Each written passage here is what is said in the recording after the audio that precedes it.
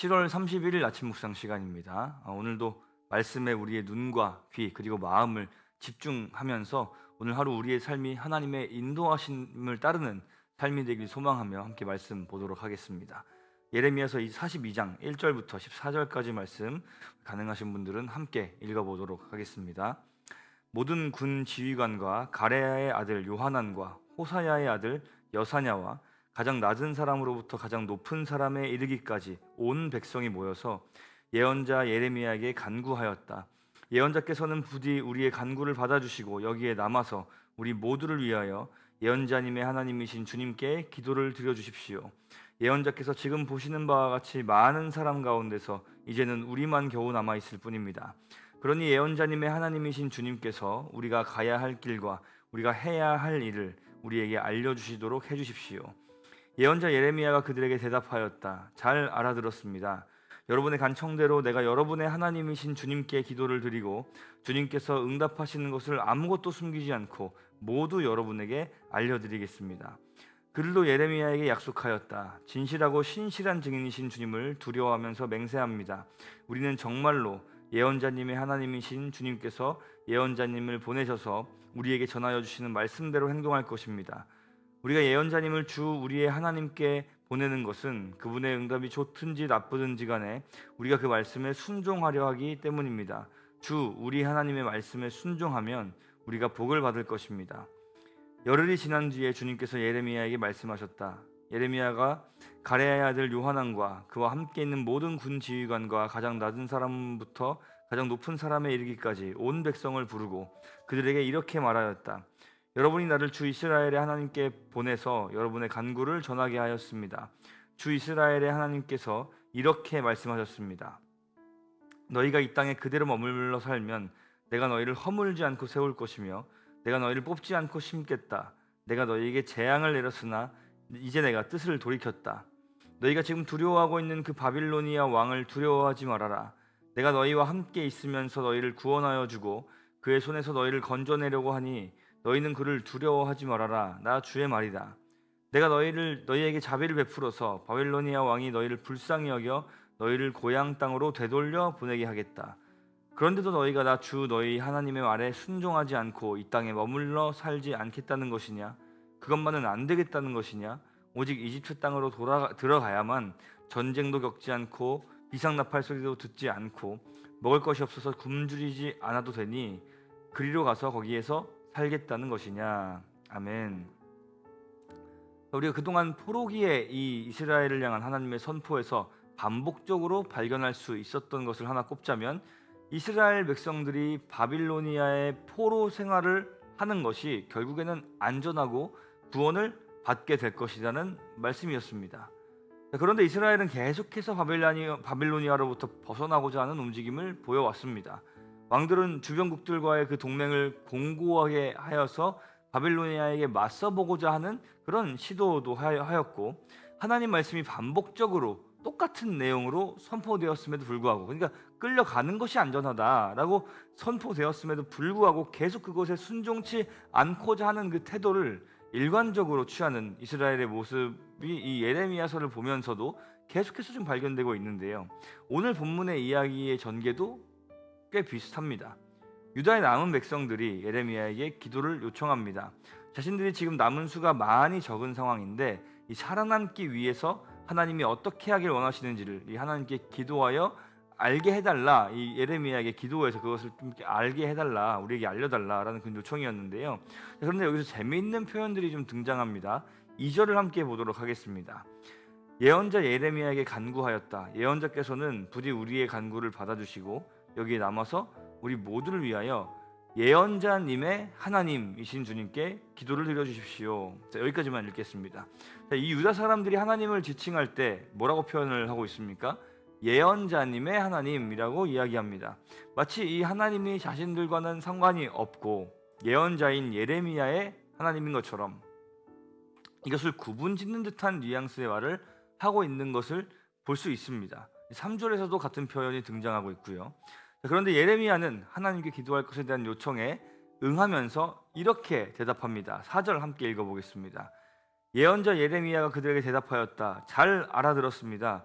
여러분의 간청대로 내가 여러분의 하나님이신 주님께 기도를 드리고, 이렇게 나오고 있죠. 여러분의 하나님. 여기서 예레미야는 유다 백성들을 향해서 이런 표현을 사용하는데 여러 가지 의미를 생각해 볼 수 있겠지만, 직관적으로 이 유다 백성들의 표현과 그리고 또 예레미야의 표현이 동시에 등장하는 이 장면을 우리가 보면서 직관적으로 생각해 봤을 때 이 표현이 말하는 바는 상당히 명확해 보입니다. 유다 백성들은 하나님께 속해 있어야 마땅하며 하나님 말씀에 순종하는 것이 마땅한 백성들이죠. 그래서 말씀하시는 분이 나와 상관이 없는 하나님이 아니라, 다른 누군가의 하나님이 아니라 바로 나의 하나님, 우리의 하나님, 그동안 역사를 통해서 유다를 비롯해 이스라엘 민족들을 이끌어 오셨던 바로 그 하나님이 바로 내가 기도해야 할 누군가 다른 하나님, 다른 누군가의 하나님이 아니라 바로 나의 하나님, 유다의 하나님이다라는 인식을 갖도록 하기 위한 것이 바로 이 예레미야의 이제 이야기였던 것이죠. 그래서 예레미야의 이 선포를 들으며 하나님에 대한 인식이 유다 백성들 사이에서 조금 바뀐 것 같이 보입니다. 6절을 한번 읽어보겠습니다. 우리가 예언자님을 주 우리의 하나님께 보내는 것은 그분의 응답이 좋든지 나쁘든지 간에 우리가 그 말씀에 순종하려 하기 때문입니다. 주 우리 하나님의 말씀에 순종하면 우리가 복을 받을 것입니다. 자, 하나님에 대한 인식이 바뀌고서 그들은 이렇게 말합니다. 주 우리 하나님, 우리의 하나님, 그리고 그분의 응답이 좋든지 나쁘든지 간에 그 말씀에 순종하려고 한다. 이렇게 이 고백을 하고 있습니다. 자, 그리고 그 일이 있은 후에 열흘 뒤에 하나님의 말씀이 예레미야에게 드디어 임했습니다. 이 땅에 머물러 살면 너희를 허물지 않고 세울 것이다. 너희를 뽑지 않고 심을 것이다. 그동안의 말씀과 맥락이 역시나 이제 동일하게 나타나고 있는 그런 장면인 것이죠. 자, 그런데 하나님이 또 이렇게 말씀하십니다. 13, 14절을 우리 마지막으로 한 번만 더 읽어보겠습니다. 그런데도 너희가 나 주 너희 하나님의 말에 순종하지 않고 이 땅에 머물러 살지 않겠다는 것이냐? 그것만은 안 되겠다는 것이냐? 오직 이집트 땅으로 들어가야만 전쟁도 겪지 않고 비상 나팔 소리도 듣지 않고 먹을 것이 없어서 굶주리지 않아도 되니 그리로 가서 거기에서 살겠다는 것이냐? 유다의 백성들을 향해 이렇게 얘기하고 계시죠. 사실 이들은 답을 이미 정해놓고 신탁을 요청했던 것입니다. 무엇을 정해놓았을까요? 이제 또 바빌로니아가 쳐들어오게 될 거니까 이집트로 도망갈 것에 대한 이 계획을 정해놓았던 것입니다. 하나님께서 이들의 마음을 꿰뚫어 보시고서 내가 이런 존재인데 너희는 또 떠나려고 하느냐라고 마지막에 책망을 한 번 더 하시는 것이죠. 자, 그럼 이들이 신탁을 요청하면서 하나님께 물었던 것은 무엇입니까? 사실 과거에도 이스라엘이 늘 그랬던 것처럼 하나님이 그냥 자신의 뜻에 맞춰 주시기를, 내 이야기를 지지해 주시고 내 필요한 어떤 그 힘과 그 필요한 여러 가지 것들을 공급해 주시기를 바라는, 그렇기 때문에 그 마음에도 없는 말을 하면서 그냥 그렇게 원하는 것을 얻어내고자 하는 그런 형식의 기도 요청에 불과했던 것이죠. 이미 자신들 나름대로 짠 큰 그림은 이미 정해져 있으니 그 큰 계획 안에서 이집트로 도망간다는 전제하에서 우리가 어떻게 해야 할까요, 주님? 이렇게 이야기를 하고 있는 것입니다. 나름 그들 나름대로는 지혜를 구한 것이다라고 이야기할 수도 있겠지만, 그들이 그린 그 큰 그림, 바빌로니아 위협으로부터 이집트로 도망하는 바로 그 큰 그림은 하나님의 말씀 앞에서 사실상 무의미한 것이 되어버린 상황, 그 상황이 바로 오늘 본문의 말씀인데요.